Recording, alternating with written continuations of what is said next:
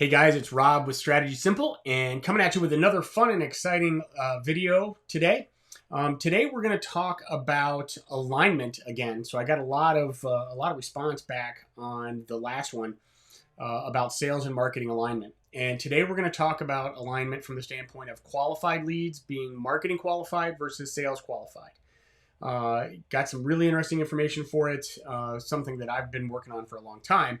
And I thought I would just kind of run through it real quick. So as always, I always have a fun and exciting slideshow. So this is the main quote, right? So this was the quote that everybody got pretty excited about. I had a couple people ask me where I got it, and obviously it was from Harvard Business Review. But misaligned marketing and sales teams are leaving money and lots of it on the table. Now, with that quote, there's one that actually I had from before that I think is pretty interesting. And that is this one. And this one's from Marketing Sherpa, who I've done a lot of stuff with in the past. And actually, we won a Marketing Sherpa award several years ago. But 61% of B2B marketers send all leads directly to sales.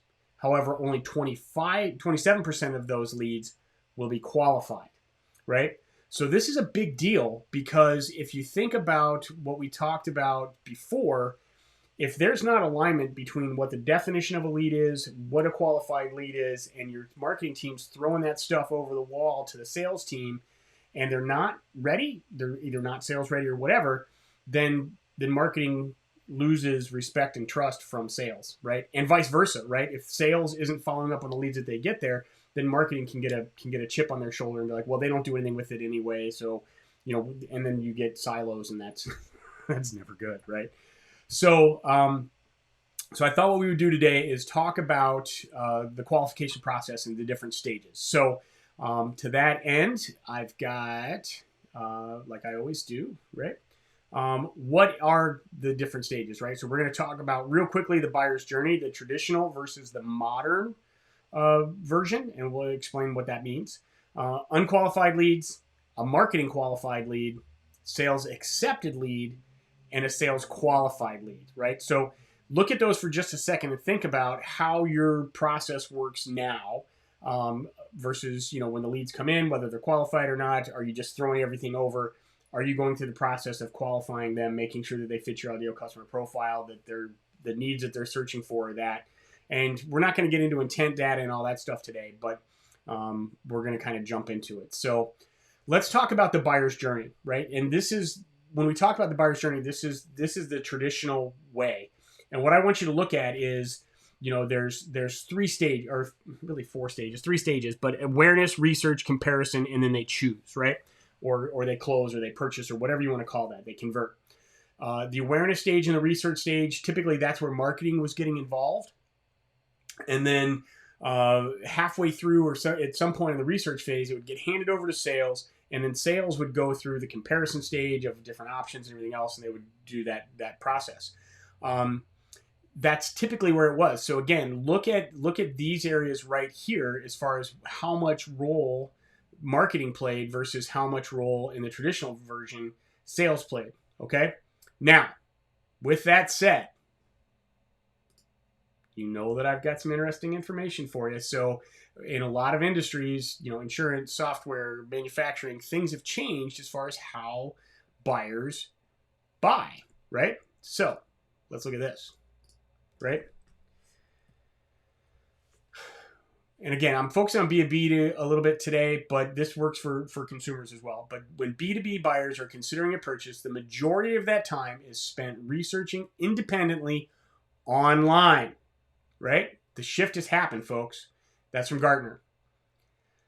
This one's really 67% of the buyer's journey is now done digitally, right? So it went from majority. So Sirius actually put some numbers to it. They're saying, hey, a lot of that's done digitally. It's online before you even know what's going on. This is the one that freaked me out. B2B buyers are typically 57% of the way. Let me try that again. B2B buyers are typically 57% of the way to a buying decision before actively engaging with sales. They're more than halfway through before sales even gets acknowledged, right? So where are you in that standpoint, right? So if you go back to this, a couple things happen. If I compare this to the traditional one, The research and the comparison stage, because there's now upwards of 8 people involved in a buying decision, those stretched out. So the length of time to make a decision extended. And look at marketing now, right? So we know that if they're doing everything online, hey, their interaction is much longer. Sales doesn't engage until much later in the process, right? It's more than halfway done before they're even engaged. They used to be brought in way back here. Now they're being brought in way up here, right? So with that said, okay, what can we do? What can we do about it, right? There's a simple process you can go through, and there's some different stages from a lead standpoint. So we're going to kind of jump into that now, and we'll get into that. So unqualified leads, right? You buy a list. Yes, your list can be targeted to that. You know who your ideal profile is. The leads come in, but they're not qualified, right? Do they have the correct fit? Do they fit your ideal customer profile? Are they searching for the problems and solutions that your product or service solves, right? You have to go through the process of qualifying them. How do you do that? What does that look like, right? Well, you can go through, and marketing will say, okay, these are marketing qualified leads. We know that these are ready now. And they can go through the nurturing process. There's a bunch of different things that you can do. They can, marketing can get them information. If you've cookied their sites, you've done the ads, you've done certain things, you've put them into a nurture sequence, and you know that they're clicking on those links, right? They downloaded your report, they watched your video, they've done some things that says, okay, they're now qualified. Marketing says, hey, these are marketing qualified leads. I'm accepting them. They're ready to go. What's next? Then you go to a sales accepted lead, right? And this says, with, again, getting to a service level agreement, an SLA between marketing and sales, hey, we've qualified these leads. We know that they fit our criteria. Now, because they fit our criteria, we're handing them over to you, right? So sales would say, okay, hey, you're saying that they're qualified. I'm going to accept these leads. These are great, right? That doesn't mean that they're sales qualified, right? Again, it goes back to that point. 3 to 5% of your market's ready to buy now. The next 10 to 15% are actively. 30 behind that know that there's a problem. Half don't care. They're out of the picture, right? So a sales accepted lead says, hey, yes, this fits our criteria. Thank you very much, right? If you do that, you'll start to build trust and alignment with your sales team and your marketing team, right? They have to work together, folks. That's the whole point of this, right? All right, moving on. So we get from sales accepted leads. Now we go to sales qualified leads. Sales qualified lead says, okay, marketing, thank you very much. I got the lead. Now I've got a sales accepted lead.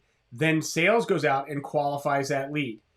Are they going to fit the time frame? Are they ready to buy? Do they have, typically I'm going into that BANT model, right? Do they have budget, authority, need, and timing, right? So that I'm qualifying that from a sales qualified lead. Now they're ready to go. If you can go through those stages and put in your CRM if you're using one, or if you're using an Excel sheet, hopefully you're not using, Post-it notes. That would be terrible.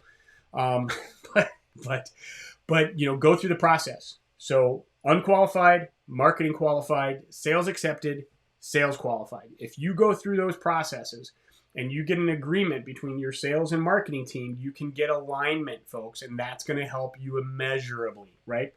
So that's all I've got for you today, right? And as always, I always say, if you like this content, like it, give me a thumbs up, give me an applause, give me something. If you don't like it, give me a thumbs down. That's fine too. Leave a comment. Would love to have that. I'm getting a lot of direct messages, or I'm getting people that are emailing me. I've actually got people calling me about some of the stuff that I'm doing. Thank you. But as always, if you like it, share it with your friends. If you want more information, if you want some help, if we can do something for you, if you want to go through the process and take our assessment to determine if marketing and your business is aligned or if sales and marketing are aligned, I've got some tools to do that. Reach out to us and let us know. So again, I'm Rob with Strategy Simple. Have a great one, and we'll talk soon. Thanks.